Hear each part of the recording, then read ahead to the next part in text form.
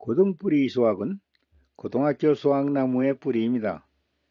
수학 문제를 푸는 모든 수단과 방법은 이 고등뿌리 수학으로부터 나옵니다. 이번 PPT는 가설검증에 대해서 설명을 드리겠습니다. 자, 가설검증이란 말이죠. 이건 무엇인가 하면은 가설검증이란 과거부터 그렇다고 맞는다고 인정되어 온 값이 있어요. 이건 어느 값이든 관계없어요. 어떤 평균값, 어떤 비율, 모든 평균값이나 어떤 모든 비율에 대해서 과거부터 그렇게 맞는다고 인정받아온 값이 있겠죠. 이걸 우리가 그 어떤 값을 귀무가설이라고 합니다. 이걸 귀무가설이라고 해요. 그 다음에 이것에 대해서 시간이 흐르고 또 여러 가지 조건과 이제 환경이 변해서 그동안에 인정받았던 값과 지금은 이제 다른 값이 된다 하고 이제 다른 값이 자꾸 제시가 돼요. 누가 이렇게 다시 실험하고 연구해 봤고 조사를 해 봤더니 옛날 값하고는 다르다 하고 그런 그 값이 자꾸 제시가 되고 누가 주장을 할 때 그때 이제 그 값을 우리가 이제 대립가설이라고 그래요. 귀무가설의 반대가 되는 그것과 대립되는 어떤 새로운 값이 제시되는 거예요. 그때 이럴 때 말이죠.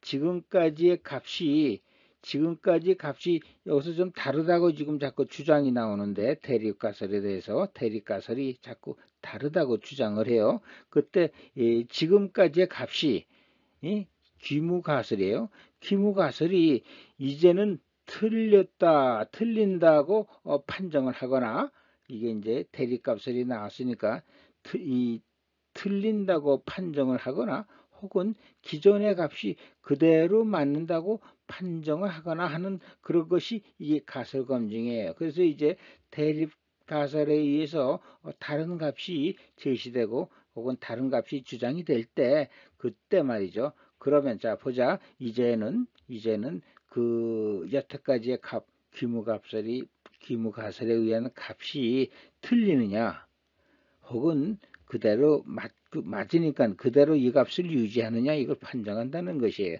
이때 우리가 현재까지의 값 현재까지 맞다고 생각해 왔던 값 귀무가설의 값이 틀린다고 판정하는 것을 우리가 이제 기각이라고 합니다. 영어는 리젝트 한다는 얘기죠. 반려한다, 되돌려 보낸다는 얘기예요. 기각한다는 얘기예요. 그러니까 귀무가설을 기각한다는 얘기는 귀무가설이 틀리다, 이제는 틀리다 하고 판정하는 것이 기각은 내버리는 거죠. 이 반대해가지고 내버리는 거나 마찬가지예요. 그래서 현재까지 있는 값을 버린다는 의미입니다. 이 기각이라는 얘기는요. 버린다는 얘기예요. 그래서 이제 그렇게 하거나 혹은 아니다. 기존 값이 그대로 맞아. 그 기존 값을 그대로 유지해. 이렇게 하고 이제 하는 것을 우리가 이제 기각을 포기한다 그러죠. 이건 이제 반대로 얘기해서 그렇게 되는 거예요.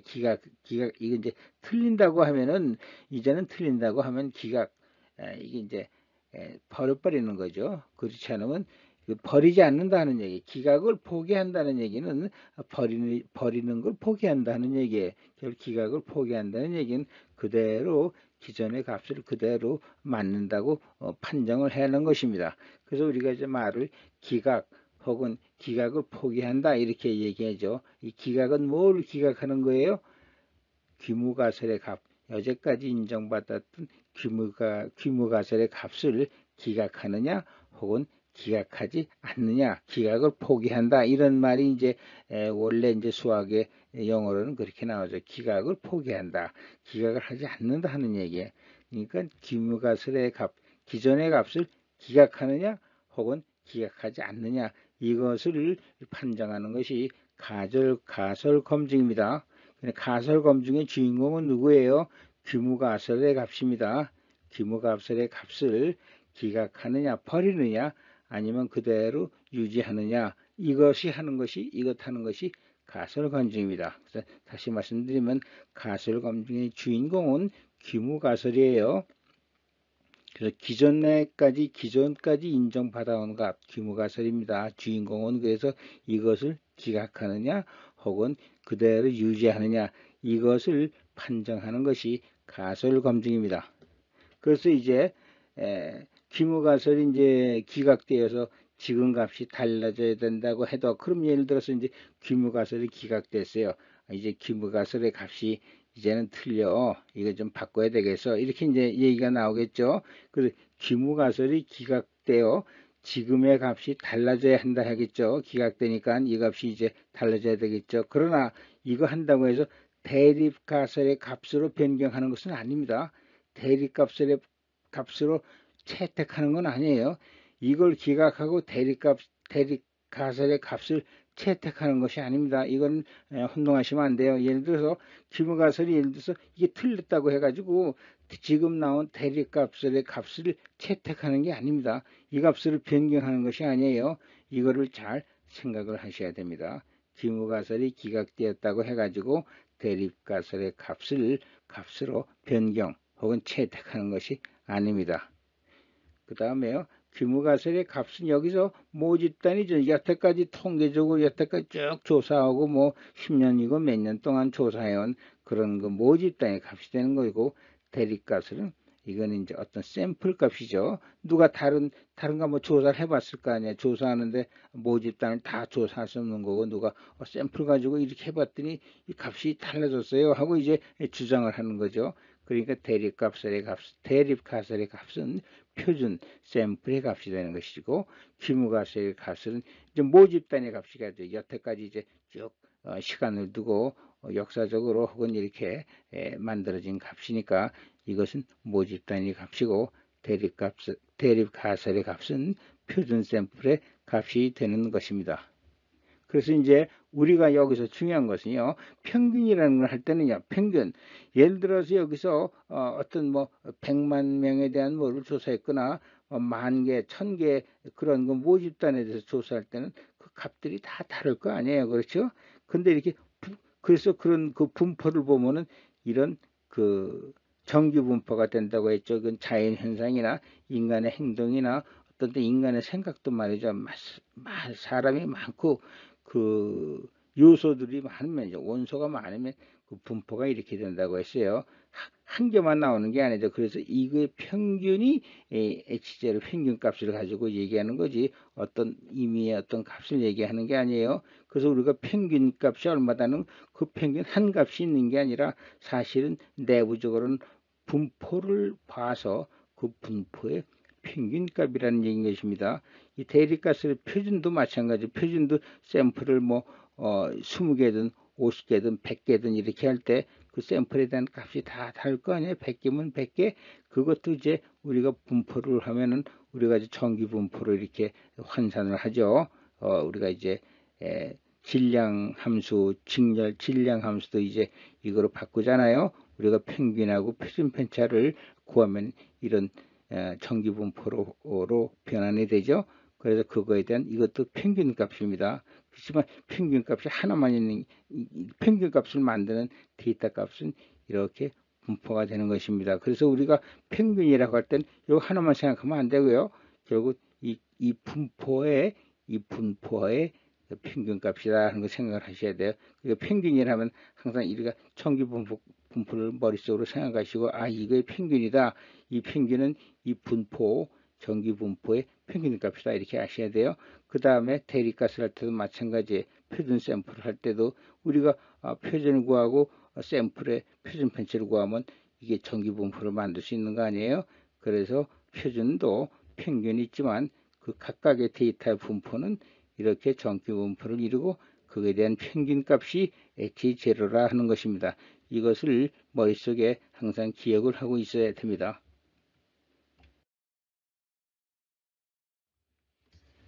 그리고 말이죠. 이때 하나의 가정을 하게 되는데, 여기서 이제 기무가설 값이 있는데 누가 대립가설의 값을 제시하고, 아, 이게 바뀌어야 된다, 이것을 새로운 값이 맞는다 이렇게 주장을 할 때, 그때 이제 이거 우리가 판정을 하기 전에 하나의 가정을 먼저 하게 돼요. 그 가정이라는 건 무엇인가 하면 기존의 값, 기무가설은 맞는다고 가정을 하는 것이에요. 우리가 이러한 가정을 가지고 이러한 가정을 먼저 가지고 해놓고 그 다음에 이제 가설 검증을 하는 것이에요. 그래서 이제 가설 검증에서는 어떻게 되냐, 내가 기무가설의 기존의 값은 맞는다고 가정을 했는데 이게 가설 검증을 해보니까 이게 틀린다 해서 기각을 하고, 혹은 틀리지 않는다 그대로 유지한다 해가지고 그대로 이 값을 그대로 유지하느냐 이렇게 되는 것입니다. 그래서 우선 가정은요, 기존의 값은 맞는다고 가정을 하고 우리가 이제 가설 검증에 들어가는 것입니다. 이것은 마치 우리가 그 재판을 할 때 판사가 이게 피고가 들어왔을 때 이 사람은 죄가 일단 없다 이렇게 가정을 하고 이제 판결을 하려고 하는 거죠. 검사를 그렇게 하는 거하고 똑같아요. 기무가설은 맞는다고 일단 가정을 하고 그 다음에 가설 검증에 들어가는 것입니다. 따라서 말이죠, 가설 검증의 판정은 기무가설을 그대로 인정할 것인가, 그렇죠? 이게 이제 이런 게 있죠. 그대로 인정하는 건 뭐죠?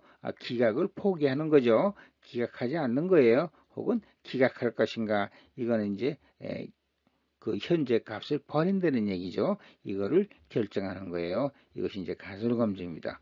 그 다음에 기무가설을 유지할 것인가 아니할 것인가, 기각할 것인가, 이거죠. 기무가설을 유지하든가, 이게 기각을 실패하는 거죠. 기각을 못하는 거죠. 그래서 기각을 못하니까 가설을 그대로 유지할 것인가 아니면 기각할 것인가를 판정하는 기준이 되는 것이 우리가 유의 수준이라 이렇게 보는 것입니다. 그래서 유의 수준은 알파라고 표시하는데 그저 퍼센티지로 나오죠. 5%, 0.05 혹은 1% 이와 같이 정하는 것이에요. 그러니까 이건 무슨 얘기냐면 정상인 것보다도 한참 떨어져 있는 거예요. 이건 95%까지 안에 들면은 그냥 유지를 하는데 5% 아주 저 끝에 5% 정도의 그 아주 작은 그런 정도의 그 사건이면은 이걸 이제 규모가설을 우리가 이제 기각하는 거예요. 그래서 이걸 설명을 드리면 우리가 이제 가설 검증은 이제 알파는 이제 그 유의 수준이 알파인데 우리가 이제 유의는 이제 이 유의한다는 얘기는 그쪽으로 집중적으로 해서 한번 조사해 보겠다 이런 생각을 하는 거 아니에요. 집중적으로 그래서 5%에 들어가느냐 안 들어가느냐 이렇게 해가지고 판정을 하겠다는 얘기예요. 그럼 이제 이런 가설 검증에는 이제 세 가지 방법이 있는데 규모가설과 다르다 이렇게 주장하는 경우가 있고, 규모가설값보다 크다 혹은 규모가설값보다 작다, 이 세 가지밖에 없겠죠. 같으냐 다르냐, 이 규모가설보다 다르다 이렇게 주장하거나 그거보다 크다 이렇게 주장하거나 이거보다 작다 이렇게 주장하는 거예요. 대립가설이 이 세 가지밖에 없겠죠. 그렇죠? 같거나 크거나 작다 이렇게 세 가지로 검증을 하게 되는 거죠. 그래서 가설 검증은 세 가지예요. 같으냐, 대립가설이 규모가설과 다르냐, 크냐, 작으냐 이거인 것이요. 같으면 규모가설, 대립가설이라는 게 의미가 없죠. 달라야 되니까. 그러니까 규모가설, 대립가설이 규모가설과 다르냐, 혹은 크냐, 작으냐 이 세 가지 방법이 있다는 것입니다. 가설 검증에는. 그래서 이제 가설 검증 방법과 유의 수준이죠. 내가 판정하는 기준은 어떻게 다르냐, 같다, 크다는 판정하는 기준을 어떻게 내가 세우느냐. 그래서 그 관계를 보면요. 만약에 이것이 다르다 할 경우에는 원래의 평균이 여기인데 모평균이 여기인데 다르다 할 경우에는 샘플의 그 평균값이 예를 들어서 이제 유의 수준을 5% 봤을 때는 이쪽이 0.02오고 소수로 하면 0.02죠. 그래서 이게 여태까지의 그 규모가설의 값이 H0가 여기에요. 0인데 이것은 이제 확률 밀도 함수에서 보는 겁니다. 확률 밀도 함수에서 다른 데서 보는 게 확률 밀도 함수에서 이게 0이죠. 평균이 여기서 볼 때 지금 여기가 이제 규모가설 H0죠. 규모가설의 값이 평균이 여기고 분포는 이제 이렇게 될 거예요. 그때 만약 대립가설이 2쯤 오면은 0.02 여기 오면은 여기에 만약에 대리값의 값이 있다면 여기부터 굉장히 멀리 떨어져 있죠. 멀리 떨어져 있기 때문에 이 값도 이제 지금 사실적으로 나온 값이니까 이 멀리 떨어지면 이게 좀 틀리다고 봐야 되겠네, 이렇게 판단을 하는 것이에요. 여기 오면. 근데 만약 샘플의 값이 여기에 있으면 이거는 이 안에 들어있기 때문에 이거는 있는 것으로 변하지 않는다고 이렇게 인정을 하는 거예요. 규모값이 변하지 않는다고. 그건 무슨 얘기냐면 이 확률적으로 95% 안에 이런 확률적으로 이 평균역인데 이런 확률 밀도 함수에서 95% 안에 들어있으면은 이건 변경을 안 시킨다는 얘기예요. 규모가설이 맞다, 이렇게 보는 거예요. 내가 이제 샘플을 대립가설의 값을 한번 해봤는데 그 평균이 2.5면은 여기 오면 분명히 이거보다 크죠, 다르죠. 그러나 이때는 이거 달라, 규모가설 원래 값을 그대로 인정하는 거예요. 그러니까 이거는 뭐냐면 어떻게 보면 상당히 이 규모가설의 값을 변경하려면 이 대립값의 값이 이 평균보다 많이 떨어져 있어야지 그것이 주장이 돼요. 이쯤 오면은 이건 어쩌다가 그렇게 나온 값이야, 그런 거지. 이건 뭐 값이 평균값이 여기도 나올 수도 있고 여기도 나올 수도 있고 여기도 나올 수 있는데 표변의 평균값이 당신이 어떤 실험을 했거나 조사를 해서 샘플 조사를 했으면 여기도 나올 수 있고 여기도 나올 수 있어. 그러나 여기까지 나오면 난 이거는 틀렸다고 보질 않는다. 규모가설 값이 이쯤 멀리 떨어져서 나오면 그때는 내가 이것이 틀린다고 기각을 하겠지만 여기 있으면 난 이거 기각을 안 하고 그대로 맞는다고 보겠다는 얘기예요. 상당히 이건 보수적이죠. 95% 정도 그 밖으로 이게 나타나야지 그때 이것을 틀린다고 인정을 해주겠다는 얘기예요. 이것이 규모가설에 판단하는 방법입니다.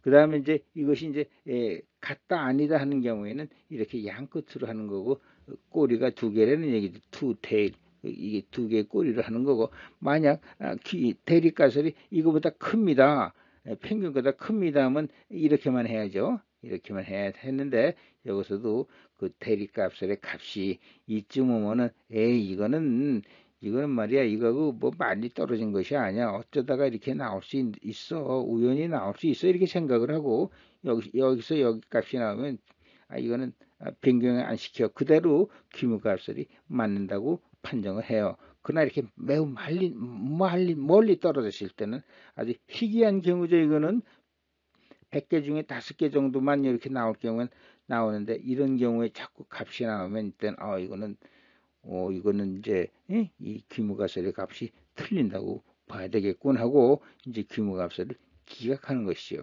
이런 경우에 또 누가 또 작다고 주장을 할 때 만약 대립가설의 값이 이쯤 나온다 하면은 이쯤 여기 대립가설의 평균이 나온다 해도 이거는 규모가설의 이 큰 범위 안에 들어가기 때문에 이건 규모가설을 기각하지 않아요. 맞는다고 그대로 유지하고, 이렇게 멀리 떨어져 있을 경우에 어느 정도냐, 0.0 확률 면적의 0.5%밖에 안 되는 이런 아주 멀리 떨어진 곳에 이게 평균이 생기면 그때 가서는 이거는 규모가설 값이 이게 틀린다고 봐야 되겠네 하고, 여기 평균이 오면은 규모가설을 기각한다는 얘기입니다. 이게 이제는 틀렸다고 보는 거예요. 그러니까 여기서 확률 면적으로 볼 때 평균이 이 안에 들어가면은 규모가설 값을 변경하지 않아요. 그대로 유지해요. 맞는다고 보는 겁니다. 여기까지 왔을 때 그때서야 이게 규모가설 값이 이게 틀린다, 그러니까 이 규모가설 값을 버려야 된다, 기각한다, 이렇게 되는 것입니다. 틀리니까 이제는 버리자, 원래 값을 버리자, 이렇게 생각하는 거예요. 그러니까 요 밖으로 쓸 때 버리는 거고, 평균값이 이 안에 들어오면 버리지 않습니다. 그러니까 우리가 이것을 하는 신뢰도가 95%라는 얘기죠. 95%라는 얘기를 하는 건 똑같아요. 그러니까 이 안에 들어오면 규모가설의 값을 변경하지 않습니다. 그리고 이렇게 아주 극단적인 경우가 나왔을 경우에만 우리가 대립가설을 인정을 해주고 규모가설의 값을 버리게 되는 것입니다. 그 다음에요. 그래서 이제 우리가 여기서 이제 검증 방법과 유의수준 관계가 이렇다는 것을 설명드렸어요. 유의수준이라는 건 이 안에 빨갛게 칠한 부분의 확률 면적입니다. 그래서 이 안에 들어오면은 규모가설을 기각하는 거예요. 버려요. 아, 이제 틀린다. 이 값을 버리자 하는 거고, 이 안에 들어왔을 때. 그러나 이 대립가설의 값이 이 안에 그냥 들어오면은 그때는 대립가설의 값이 틀리다 이렇게 생각하지 않고 그대로 유지하는 것입니다. 이쪽으로 갈 때만 틀려요. 그러니까 상당히 규모가설의 값이 변경이 되려면은 상당히 힘들죠. 대립가설의 값이 여기에 있어야 돼요. 여기에 있어야지 규모가설의 값을 기각시킬 수가 있어요. 그러니까 규모가설을 이 값을 기각하는 것은, 버리는 것은, 틀리다고 증명하는 것은 상당히 쉽지는 않죠. 그렇죠? 상당히 쉽지가 않아요. 여기에 들어가야만 돼요. 여기 있어도 규모가설을 기각하지 못합니다. 여기에 있을 때, 빨간 면적 안에 있을 때만 규모가설이 틀리다고 기각할 수가 있는 것입니다.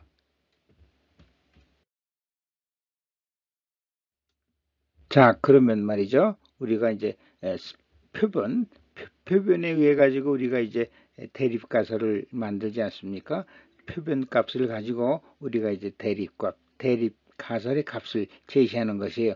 그러면 이제 우리가 이 표변의 값, 표변의 것은 평균인데 표변의 평균 값이 어떻게 나오고, 그 다음에 이것이 아까 얘기한 먼저 슬라이드에서 한그 확률 밀도 함수에서 어디에 위치하느냐 그 위치를 잡아야 되겠죠. 그것이 이제 빨간 부분 안에 들어가는지 이 안에 하얀 부분에 들어가는지 그 표변의 평균 값을 위치를 잡아야 될 거 아니에요. 그 잡는 방법을 이제 설명을 드리겠어요.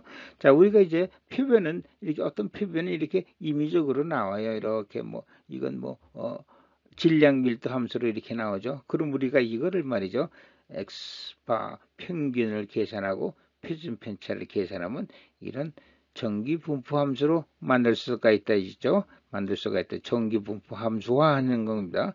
정기 분포로 만들 수 있고, 이 정기 분포가 이 질량 함수를 가장 확실하게 가장 근접하게 대표하는 곡선이 된다고 했죠. 그러니까 우리가 이런 확률 질량 함수를 정기 분포로 바꾸는 것이 모든 통계의 시작입니다. 이걸 못 바꿀 줄 모르면요, 통계 못 들어가는 거예요. 그래서 이런 정기분포 함수화를 정기분포 함수로 만들어야지 그 다음에 우리가 통계하는 겁니다.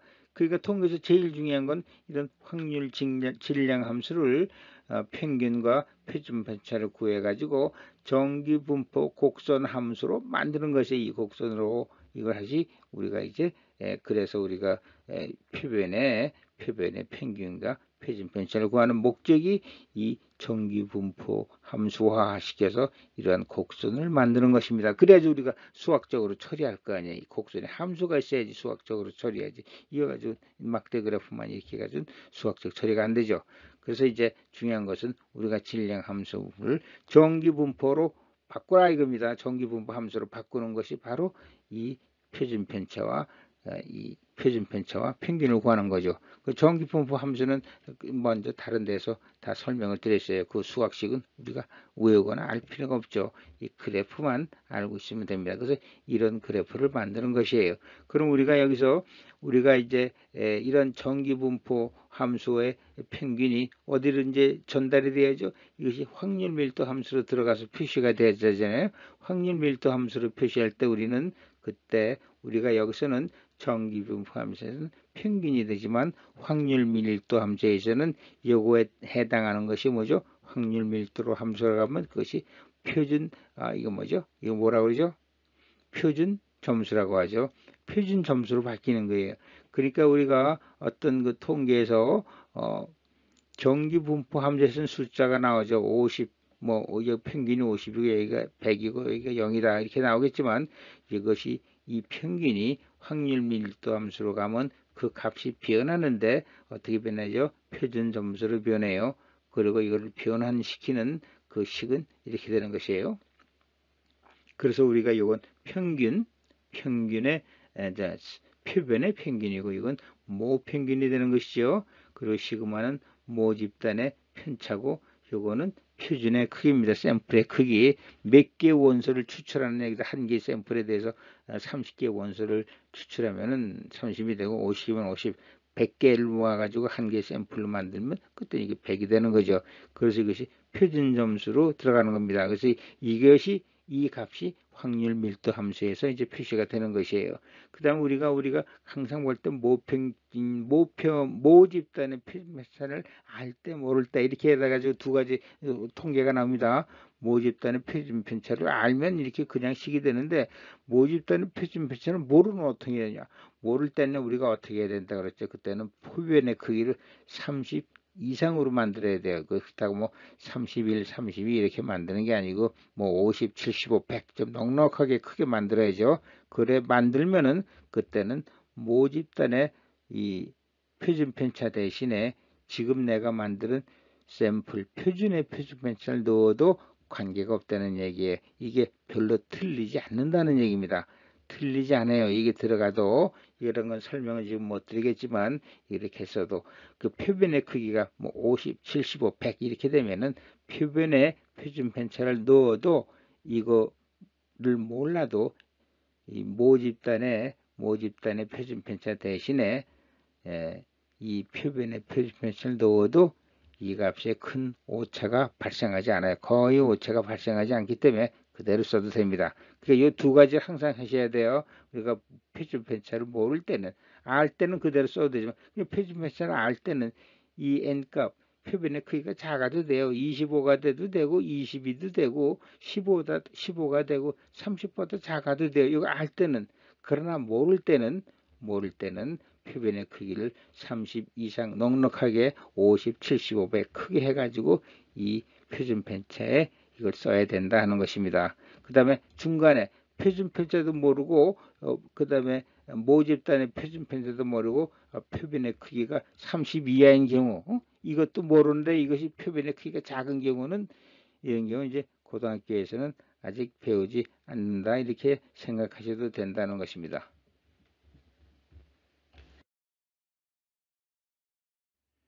지금까지의 설명을 이제 요약해서 설명을 다시 드리면요. 자, 우리가 가설 검증을 하는데 유의 수준이 0.05, 5%입니다. 그 다음에 이제 가설 검증에 이거는 우리가 확률 밀도 함수에서 판정을 한다고 했죠. 그러면 여기서 우리가 0.05 알파가 0.05면 5%면은 양꼬리로 우리가 같으냐 달라졌느냐 안 달렸느냐 이것만 판정할 때는 양꼬리로 한다고 했죠. 그래서 이쪽 면적이 0.02 확률 면적이 이쪽이 0.02 이렇게 됩니다. 그래서 말이죠. 만약에 이 표준 점수가 바로 전 슬라이드에서 계산한 표본 샘플의 표준 점수가 여기에 들어오면 어떻게 돼요? 이쪽에서 1로 들어오면 규모가설을 기각한다고 그랬죠. 이건 너무 많이 떨어져 있기 때문에 그때는 이거를 버려야 되겠구나 이런 생각을 한다는 얘기예요. 그래서 이때는 여기 범위 들어오면 규모가설을 기약합니다. 표변의 G값, 표변의 표변의 표준 점수의 값이 여기 영역이 들어오면 규모가설을 버려요. 버린다는 얘기입니다. 이제는 틀렸다 이렇게 하고 버리는 겁니다. 혹은 이쪽에 오면 버리고 그 다음에 그 G값이 표준 점수의 값이 표변의 표준 점수의 값이 이 안에 들어오면 이거는 규모가설을 그대로 유지해요. 이것이 틀렸다고 규모가설이 틀렸다고 보지 않습니다. 이게 이쪽으로도 왜냐하면 이 평균의 분포가 이런 거니까 여기도 나올 수도 여기도 나올 수 있는 거예요. 평균이 이 한 값만 나오는 거 아니잖아요. 이런 여러 값 중에서 이것의 평균이 이 값이 평균이 이거라는 얘기지 이 한 값을 얘기하는 게 아니죠. 그러니까 이 평균이 여기도 나올 수 있고 여기도 나올 수 있고 그러는 거예요. 그러면서 이게 그 중앙의 평균 값이 이렇게 되니까 데이터 값이 여기도 나올 수도 있고 여기도 나올 수도 있지만 그게 평균이 여기라는 얘기예요. 그러니까 우리가 G값이 여기에 있다 하면 이거는 우리가 규모가설이 맞는다고 그대로 유지를 하겠다는 얘기. 이때만 규모가설을 기각하겠다는 얘기입니다. 우리가 마찬가지로 이제 크다 할 때는 여기가 이제 요 값이 이제 나오겠죠. Z 값이 얼마인지 여기서는 1.96이고 여기는 얼마인지 표시를 안 했네요. 이게 하면 1.64 얼마가 될 거예요. 그러면 이제 우리가 이쪽이 되면은 여기서 이 규모가설을 기각해요. 일단 이건 귀무가설이 이제는 틀렸다. 이렇게 이제 보고 이 사람 의견을 들어야 되겠다 그런 얘기죠. 여긴 크다 하는 의견을 듣는 거예요. 근데 여기 오면 이제 귀무가설을 유지하고 여기서 마찬가지고 이 범위에 들을 때 이 표변의 G값, 표변의 표준점사가 이쪽의 범위에 들면 귀무가설을 기각하고 버리고 G값이 이 안에 범위에 들어오면 귀무가설을 그대로 유지하고 변경하지 않는다 하는 것입니다. 그러니까 이거는 우리가 그대로 잘 알 수 있으면 돼요. 여기 들어오면은 귀무가설을 기각하는 게 차이가 너무 많이 나. 이게 그러니까 이게 이걸 버려야 되겠다 생각하는 거고 이 안에 들어오면 이건 차이가 있어도 이 큰 차이는 아니야. 95% 안에 들어오는 이 차이니까 이거는 그대로 이제 귀무가설을 인정을 하고 95% 밖에 그 밖으로 이렇게 나올 경우에만 이제 귀무가설을 기각한다는 것입니다. 결국은 이 빨간 영역에 들어가면 귀무가설을 기각하는 게 원래 지금까지 있던 값을 버리는 거고 그 다음에 이 안에 들어오면 하얀 영역에 들어오면 그대로 귀무가설의 값을 유지한다는 것입니다.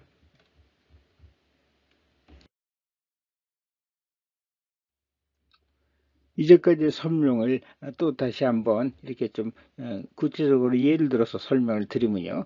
유의수준이라 이제 설명을 드렸죠. 기각하느냐 혹은 기각하지 않느냐 이거를 이제 판단하는 기준이라고 했죠. 그 다음에 귀무가설은 이제 여기까지 인정받아온 여기까지 맞는다고 생각한 그 값이에요. 그럼 여기 이제 P값이라는 것이 있는데 요거 이제 다시 설명을 드릴게요. 그러면은 여기서 이건 다 확률 밀도 함수에서요. 평균이 0.7인데 평균이 0.7이 아니다. 이런 주장이 나왔다 이것이 이제 대립가설이 되는 거죠.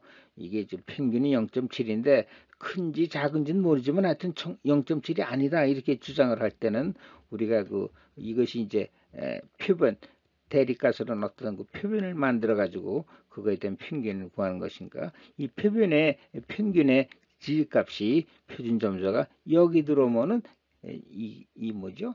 이 원래 있던 귀무가설 값을 기각하고 이 안에 들어오면은 하얀 영역에 들어오면은 귀무가설의 값을 그대로 인정한다 그랬어요. 유지한다 그랬어요. 그럼 여기서 우리가 P값이라는 거요. P값이라는 건 이거 그냥 확률 면적이에요. 확률 면적이니까 그렇게 생각하시면 됩니다. 그러니까 이제 확률 면적이 여기서 이제 이게 우리가 유의수준을 5%로 보면은 0.05로 보면 양것이 0.02요 아니에요? 그래서 이제 G 표준점수의 그 우측값이 0.02보다 작으면은 기각을 하는 거예요. 기각을 하는데 사실은 뭐 G만 가지고 이것만 가지고 판단하셔도 되죠. P는 이 G에 해당하는 면적이에요. 그 우측 면적. 여기서 우측 면적이 되겠죠. 그 면적을 확률 면적이 그냥 P값이 되는 것입니다. 이건 특별한 것이 아니에요. 이 G값에 여기서 우측이니까 우측의 확률 면적이에요. 그래서 이 확률 면적이 여기서는 P값이 0. 이게 이제 우리가 유의수준을 0.5%로 보면 여기 면적이 0.025가 되는데 이 G값 우측 부분 이게 0.025보다 작으면은 뭐 기각하는 거죠. 귀무가설을 기각하는 거고 이런 경우는 G 우측의 값이 표준에 대한 이 샘플에 대한 확률 면적의 값이 0.05보다 크니까 이런 경우에는 이제 그대로 H0를 유지한다. 귀무가설을 유지한다. 그런 차이예요. 그러니까 이 G값에 대한 확률 면적을 구하는 것이 P값이에요. 그 다음에 이제 이런 경우에는 원래 이것이 0.7인데 우리가 이게 0.7인데 이거 0.7보다 크다 이렇게 이제 주장을 한다. 이게 주장하는 게 마찬가지로 여기에 들어오면은 귀무가설을 기각하고 여기에 들어오면 귀무가설을 그대로 유지한다 이런 얘기입니다. 근데 여기서 이제 95%가 이런 경우는 1.64에 해당하는 거예요. 그래서 이제 빨간 유의 수준에 들어가면 귀무가설을 기각하는 거고 이 유의 수준 밖에 흰 영역에 들어오면 유의 수준을 그대로 유지한다 이렇게 생각하시면 되는 것입니다. 이제 예제를 들어보겠습니다.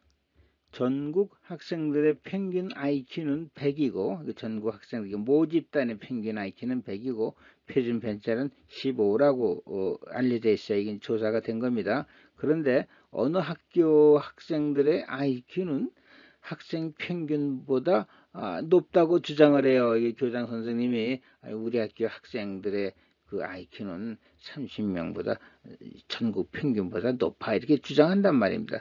그래서 이제 그걸 보려고 이 학교의 표본으로 25명의 학생의 평균 IQ를 해봤어요. 표본으로 뭐 이 학교가 한 몇백 명 되겠죠. 해서 표본으로 25명의 학생의 그 평균 IQ를 검사를 했더니 조사를 했더니 103이 나왔어요. 103이 나왔어요. 그러면 이 학교의 학생의 IQ는 전국 평균보다 높다고 할 수 있는가 하고 이제 그 해보자 이거죠. 그때 판단의 기준은 유의 수준 5%다. 결국은 95%의 신뢰도를 갖는다는 얘기하고 이렇게 같이 생각하시면 됩니다. 그럼 우리가 여기서 기존에 있는 값은 뭐죠? 전국 학생들의 평균은 100이래요. 100이고 그 다음에 주장하는 거 대립가설은 뭐예요? 표본은 그 IQ가 100보다 크다 이렇게 되는 것입니다. 그럼 우리가 여태까지 봤듯이 평균이 있고 그 다음에 전국 학생의 평균이 있는데 우리가 이런 이 학교 IQ가 높다고 주장하는 학교에 그 학교에 이제 그 표준 점수가 얼마냐, 평균의 표준 점수가 어디에 위치하느냐 이걸 봐야 된다고 했죠. 여기에 위치하느냐, 여기에 위치하느냐 한번 보자고요. 그럼 우리가 그 표준 점수를 구하는 게 이식 하나 아니에요? 그럼 여기서 우리가 표준 편차가 15라고 알고 있잖아요. 그렇죠? 아니까 여긴 30명보다 작아도 돼요. 작아도 25명 정도 했어요. 그래가지고 이식 하나, 이 간단한 식이냐, 이건 뭐, 외우기도 어렵지가 않아요. 간단하게 이거 하나만 외우면 되니까. 그럼 이식법 보면 이제 1.33 이렇게 나왔어요. 그럼 1.33이 어디냐? 우리가 지금, 규모가설을 유지하려면 여기가 5%니까 유시진이 5% 크다고 했으니까 여기에 경계선이 되는 데가 경계선 값이 1.64예요. 1.64고 이 값은 1.33이니까 여기 오겠죠. 64보다 작으니까. 그러면 어떻게 돼요? 그리고 여기서 그리고 이제 이 면적을 이제 뭐 다시 계산해 보면은 이쪽 값은 0.05고 이 표준에 대한 그 표준 확률 면적은 여기서 우측이니까 0.192. 이 면적은 크고 이 지값은 작아져. 지값이 작아지면 이제 확률 면적은 커지는 건데 여하튼 지값만 가지고 판단하면 돼요. 이 표준 점수의 값이 어떻게 돼요? 우리 경계값보다 왼쪽이죠. 이 하얀 영역으로 들어오죠. 그러니까 이건 어떻게 판정해요? 기무가설을 그대로 유지한다. 이건 기각하지 않는다 이거죠. 그렇죠? 여기 오면 기각이지만 여기서 기무가설을 기각하지 않는다 하는 얘기예요. 그래서 기무가설을 유지한다 이거예요. 그 말은 무슨 얘기냐? 이 학교의 IQ는 학생 평균보다 높지 않다 이거예요. 이걸 주장했어요. 이거 주장이 아니고 이거를 이제 유지하는 거예요. 이것이 오히려 반대로 기각이 되는 거나 마찬가지죠. 높지 않다 이런 경우는 이걸 그대로 유지하기 때문에 그대로 이것은 이 학교의 IQ는 평균보다 높지 않다. 95%는 맞는다는 얘기예요. 신뢰도가 95%는 얘기예요. 그래서 이런 경우에는 이 학교의 IQ는 학생 평균보다 전국 학생 평균보다 높지 않다. 이렇게 판정이 되는 것입니다. 이걸 잘 아셔야 돼요. 그냥 25명 뽑아가지고 103이 나왔으면 이거 높다 이렇게 생각하는 게 아니에요. 일단 이렇게 통계적으로 해서 분석을 해가지고 판단을 하셔야 되는 겁니다. 그래서 이 안에 들어오기 때문에 규모가설을 인정하여 이걸 기각을 못해요. 이것을 버리지 못합니다. 그대로 유지하는 것이에요. 그래서 이것이 같다. 이건 뭐냐면 이 학생들의 평균은 같다. 혹은 크다. 이건데 여기서는 이거를 유지하는 거예요. 같다. 이렇게 얘기합니다. 그러니까 이 주장이 잘못된 주장이다. 이렇게 되는 것입니다. 이제 다른 한 가지 예를 들어보겠습니다. 어떤 실험 동물에서 어떤 실험 동물이 있는데 여기에다가 어떤 신경에다 자극을 주었을 때 그 평균 1.2초 만에 반응을 나타냈어요. 자극을 주면은 1.2초 만에 이게 몸을 좀 떤다거나 뭐 이런 그 자극에 대한 반응을 나타냈어요. 그런데 이제 여기에 대해서 이제 100마리에 대해서 말이죠. 어느 주사약을 투입했어요. 주사약을 주사를 주고서 그 다음에 신경 자극에 대한 그 반응 속도를 재어봤어요. 아까 이제 이 약을 주사 안 할 때는 이제 1.2초 만에 반응을 했는데, 그 다음에 약을 주고 나가지고 신경 자극에 대한 반응 속도를 재어보니까 1.08초가 되었어요. 1.08초 안에 그 재어보, 이것도 이제 평균 값이죠. 이것도 평균 값이에요. 자, 그 100마리에 대한 평균 값이에요. 여기 이제 평균이라는 말을 안 썼지만 이것도 100마리마다 그 반응 시간이 다 다를 거 아니에요. 그래서 100마리에 대한 평균을 배워보니까 이것이 1.08초가 되었어요. 그리고 표준 편차는 0.5초래요. 그러면 이 주사에게 효과가 있는가 없는가 이걸 보는 거예요. 효과가 있나. 결국은 효과가 있냐 없냐는 말이죠. 1.2초보다 달라졌느냐 안 달라졌느냐 그거예요. 뭐 크거나 작게 되겠죠. 달라졌느냐 안 달라졌느냐예요. 그러니까 이거는 이냐 아니냐, 이게 1.2와 같으냐 안 같으냐는 얘기예요. 결국 커냐 작으냐 이걸 물어보는 거거든요. 다르다는 얘기는 커지거나 작아지는 거니까. 그러니까 결국 이거는 양꼬리 이 검증이 되는 거예요.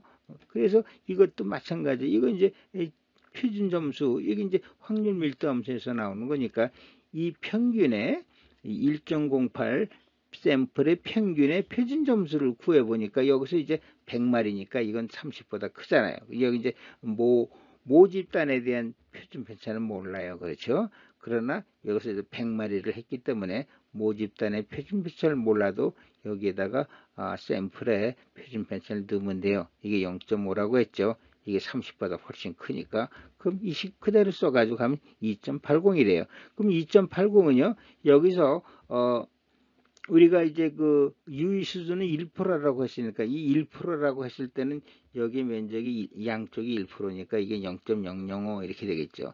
그거에 대한 게 경계값이 2.58이에요. 이 Z값이, 이 경계값이 2.58입니다. 근데 여기서 보면은 2.8이 이거보다 크죠? 이거보다 커요. 그러니까 뭐죠?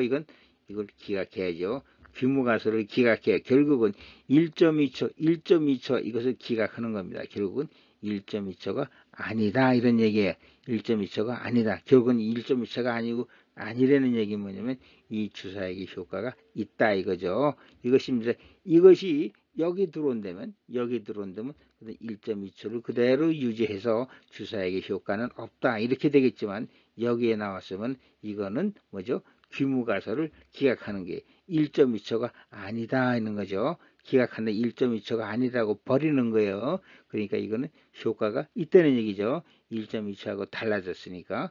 그래서 이야기 효과는 있다 이렇게 되는 것입니다. 우리가 수학적으로 뭐 규모가설 이게 뭐 채택하고 버리고 뭐 이렇게만 얘기하면 무슨 의미인지 모르지만, 사실은 이렇게 설명을 드리면 여러분이 이해가 하실게요. 판정을 하더라도 그 판정의 결과 그 의미가 뭔가 여기까지 생각을 하셔야지 여러분이 이 가설 검증을 잘 이해하실 수 있는 것입니다. 그래서 규모 가설 기각 이것만 하면 무슨 말인지 몰라요. 기각해서 어떤 내용, 기각이 무슨 의미냐 이게죠. 이 기각이 무슨 의미냐면 1.2라는 값을 버린다는 얘기예요. 결국은 이게 달라졌다는 얘기예요. 그렇죠? 이게 달라졌다는 얘기예요. 그래서 이 평균값이 달라졌다는 얘기 뭐냐? 이 주사액의 효과가 있다는 얘기예요. 그렇죠? 이렇게 여러분이 이해를 하시면 규모가설 가설 검증을 잘 이해하실 수 있을 것입니다.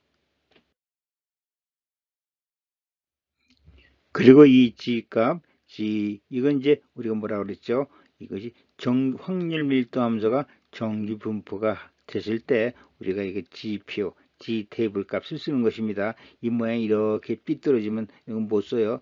또 뭐 이상한 다르게 이렇게 좀 평평한 모양이 나오고 그러면 못 쓰고, 이렇게 정규 분포 함수가 됐을 때 또 우리가 G값을 쓰는 것입니다. G값, G테이블. 결국은 고등학교에서는 이 확률 분포는 정규 분포 확률인 경우에 우리가 배우는 것입니다. 고등학교에서. 그리고 여기서 이제 아까 얘기한 2.5 뭐 이런 거에 대한 그 값, 이 면적에 대한 값에 대한 테이블을 다시 한번 보여드린 것 뿐입니다.